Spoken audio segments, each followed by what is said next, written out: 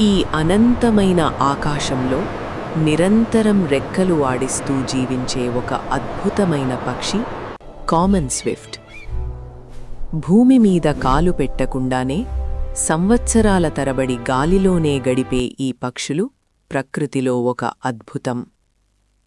సూర్యోదయ కిరణాల సాక్షిగా ఇవి తమ జీవన ప్రయాణాన్ని మొదలుపెడతాయి. వేల అడుగుల ఎత్తులో ఇవి ఆడుకునే ఆటలు, చేసే విన్యాసాలు చూస్తుంటే ఆకాశమే వీటికి సొంత ఇల్లు అనిపిస్తుంది. నేలమీద వాలకుండా తిండి తినడం, నీళ్లు తాగడం మరియు నిద్రించడం కూడా గాలిలోనే పూర్తి చేసే ఈ పక్షుల జీవనశైలి శాస్త్రవేత్తలను కూడా ఆశ్చర్యపరుస్తుంది. గాలిలో వీచే వేగవంతమైన గాలులను సైతం ఇవి తమకు అనుకూలంగా మార్చుకుంటాయి. ఈ అద్భుతమైన ప్రయాణం కేవలం ఒక పక్షి కథ మాత్రమే కాదు, ప్రకృతి సృష్టించిన ఒక ఇంజనీరింగ్ అద్భుతం. ఈ పక్షులు తమ జీవితంలో అత్యధిక భాగం ఆకాశంలోనే గడుపుతూ స్వేచ్ఛకు ప్రతిరూపంగా నిలుస్తాయి.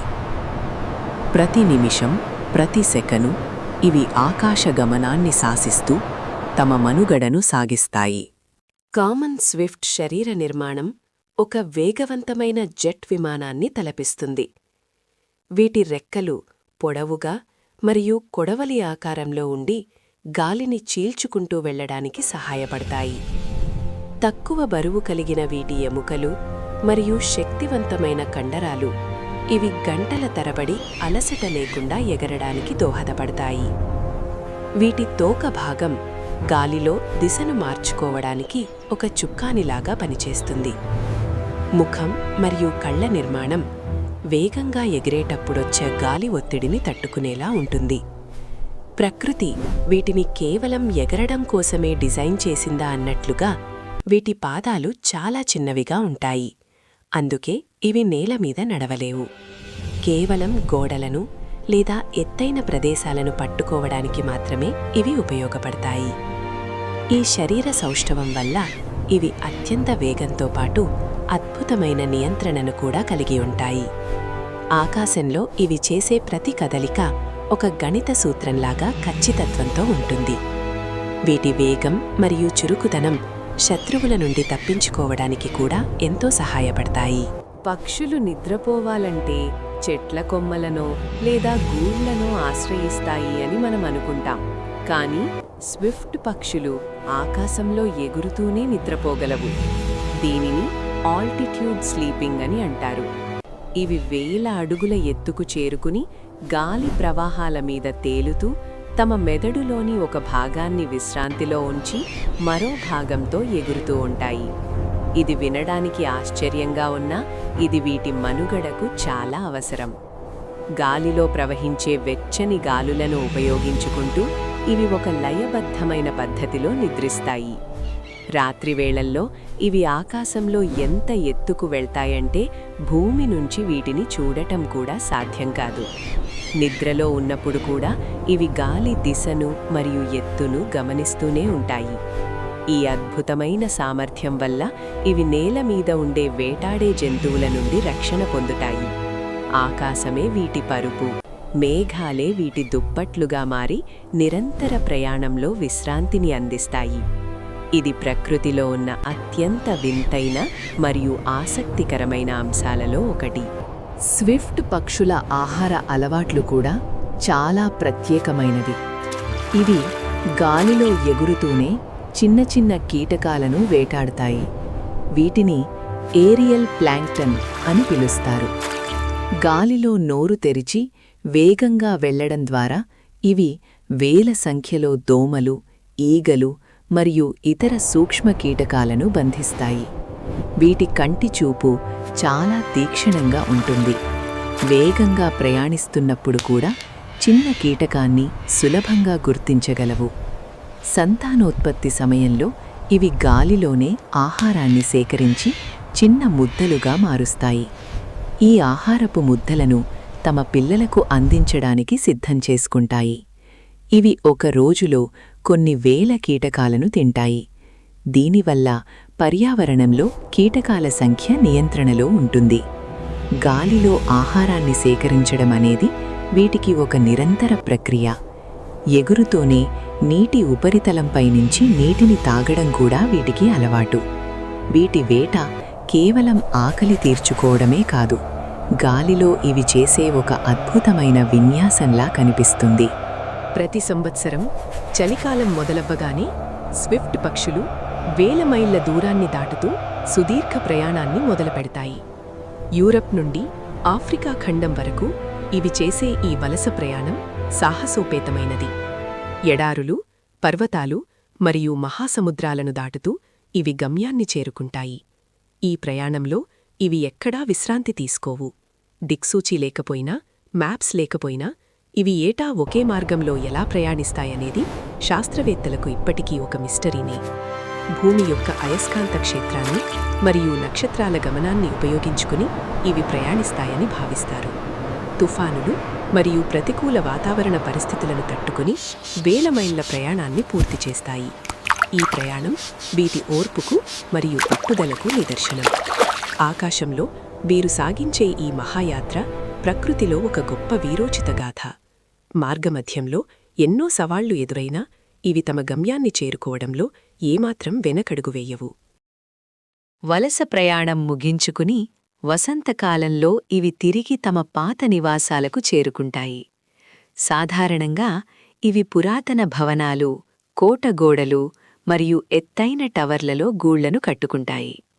తమ జీవితంలో అత్యధిక కాలం గాలిలోనే గడిపినా కేవలం సంతానోత్పత్తి కోసం మాత్రమే ఇవి నేల దగ్గరకు వస్తాయి. ఇవి ఏటా అదే గూటికి తిరిగి రావడం వీటి ప్రత్యేకత.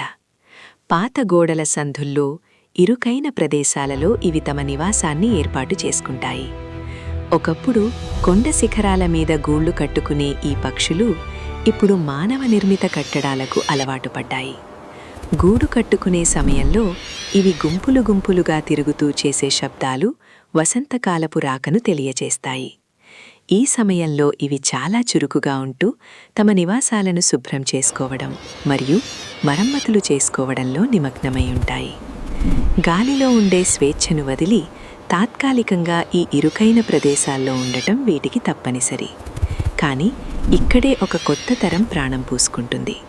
స్విఫ్ట్ పక్షులు గూడు కట్టుకునే విధానం చాలా విభిన్నంగా ఉంటుంది. ఇవి నేల మీద ఉన్న వస్తువులను సేకరించలేవు కాబట్టి గాలిలో ఎగిరే గడ్డి పరకలు, ఈకలు మరియు ఎండిన ఆకులను సేకరిస్తాయి. వీటిని తమ నోటిలోని జిగురులాంటి లాలాజలంతో కలిపి గూడును నిర్మిస్తాయి. ఈ లాలాజలం గాలికి ఆరగానే చాలా గట్టిగా మారుతుంది. దీనివల్ల గూడు గోడలకు బలంగా అతుక్కుంటుంది.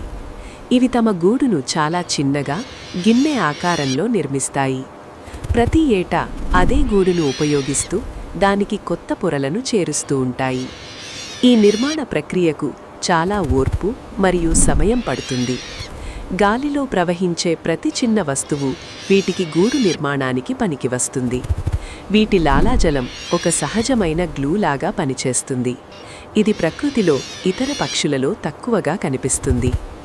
ఈ గూడు లోపల వేడిని తట్టుకునేలా మరియు పిల్లలకు రక్షణ ఇచ్చేలా ఇవి జాగ్రత్తలు తీసుకుంటాయి. గూడు నిర్మాణం పూర్తయిన తరువాతే ఆడపక్షి గుడ్లు పెడుతుంది.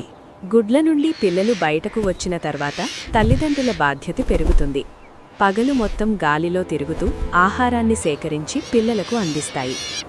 పిల్లపక్షులు గూడులో ఉన్నప్పుడే తమ రెక్కలను ఆడించడం ద్వారా కండరాలను బలోపేతం చేసుకుంటాయి. కొన్ని వారాల తర్వాత ఇవి తమ మొదటి ఎగురు కోసం సిద్ధమవుతాయి. ఈ మొదటి ప్రయత్నం చాలా ప్రమాదకరమైనది, ఎందుకంటే ఇవి నేల మీద పడితే మళ్లీ ఎగరడం చాలా కష్టం. అందుకే ఇవి నేరుగా గాలిలోకి దూకి తమ ప్రయాణాన్ని ప్రారంభిస్తాయి. ఒకసారి గూడు వదిలి బయటకు వచ్చిన తర్వాత ఇవి మళ్లీ గూటికి తిరిగి రావు. రాబోయే 2-3 ఏళ్ల వరకు ఇవి నిరంతరం గాలిలోనే ఉంటాయి.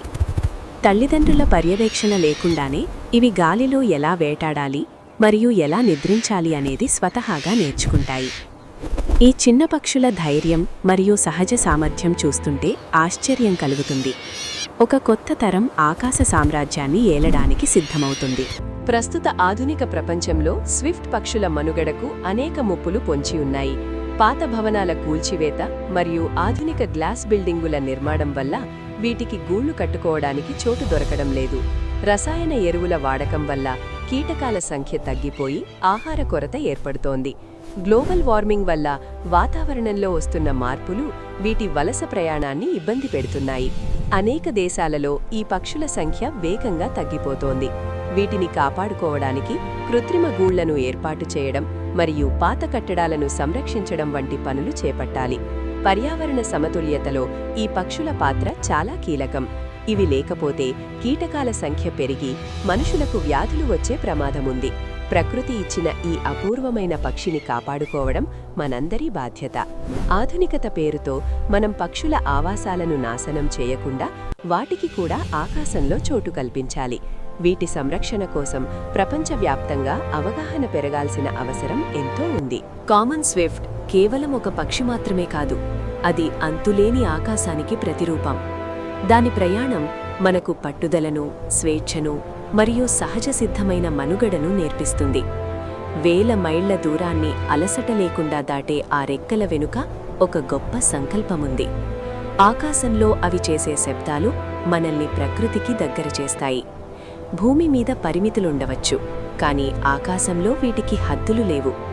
మనం తలెత్తి చూసిన ప్రతిసారీ ఈ చిన్న పక్షులు మనకొక పెద్ద పాఠాన్ని చెబుతుంటాయి. జీవితమంటే నిరంతరం సాగిపోయే ప్రయాణమని, ఎన్ని ఆటంకాలు ఎదురైనా ముందుకు సాగాలని అవి నిరూపిస్తాయి. ఈ ఆకాశవీరుల గాథ ఎప్పటికీ స్ఫూర్తిదాయకమే. రేపటి తరాలకు కూడా ఈ అద్భుతమైన దృశ్యం అందుబాటులో ఉండాలని కోరుకుందాం. స్విఫ్ట్ పక్షులు ఆకాశంలో ఎగురుతున్నంతకాలం ప్రకృతి తన వైవిధ్యాన్ని చాటుతూనే ఉంటుంది. ఈ మాస్టర్ ఆఫ్ ద స్కైస్ కథ ముగిసినా వాటి ప్రయాణం మాత్రం నిరంతరం కొనసాగుతూనే ఉంటుంది.